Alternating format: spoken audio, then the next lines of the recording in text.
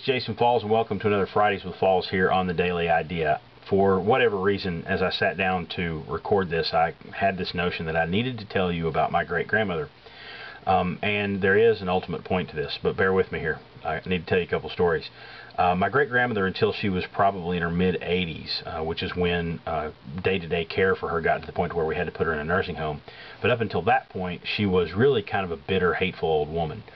When I was like 14 years old, the first thing she would say to me when I walked in the door after not having seen her for 2 months would be something along the lines of, "Stay away from the refrigerator, you're too fat." So she was just she was a peach. But when we put her in a nursing home, when we had to, because the day-to-day care for her got overbearing for my grandmother and my uncle and my mom, they put her on Prozac, and she became a different person. She really, I guess the Prozac kind of brought her down to normal, as opposed to whatever problems she was having with her emotions over the years. And she was actually really kind of a sweet lady and really mellow and had a great sense of humor.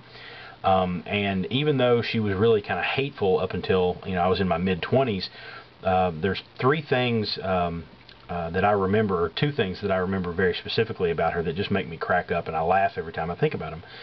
In her less than lucid days toward the end, and she lived to be, I think, 93, she was introducing my sister to all of our cousins. She had kind of lost some connections there. And this is your cousin Erica, and this is your cousin so and so. Well, my cousin Chase was in the room, and he was a teenager at the time, or just out of high school, and he was trying to be a Backstreet Boy. He had the spiked hair and the earrings, and he's all cool, So he gets up and walks out of the room, and my great-grandmother leans over to my sister and says, "That's your cousin Chase. He's a homosexual." And obviously he wasn't, but it was just funny. It was hysterical the way she said it and whatnot, and she laughed at it. She was joking. And the other thing I remember about her is when my grandmother, her daughter, passed away, I went to the nursing home to pick her up and take her to the funeral, and I wheeled her out, got her in the front seat of the car, and then I was trying to fold the wheelchair up and put it in the trunk, and she saw me struggling with it in the rearview mirror and yelled out the window, "Put your arm under the seat and lift up." So I put my arm under the seat and I lifted up, and it folded up, and I put it in the trunk. So I get in the car, and I turned and I said, "Gran-Gran," which is what I called her. I said, "Gran-Gran, I've got 2 college degrees, and I couldn't figure out how to fold your wheelchair up and put it in the trunk." And without missing a beat, a 93-year-old woman said, "Well, that's why they call one of them a BS." So I remember those 2 specific instances of my great-grandmother, and just laugh every time I think of her. And it's really ironic, because literally until I was in my mid-20s, which was just about 10 years ago or so, she really was a hateful, kind of curmudgeon-y old woman. But the point of this whole story is that it might take 80 or 90 years, and it might take really looking deep inside someone, but there's a good person in everybody. And so sometimes you got to look a little harder to find it, but it's there.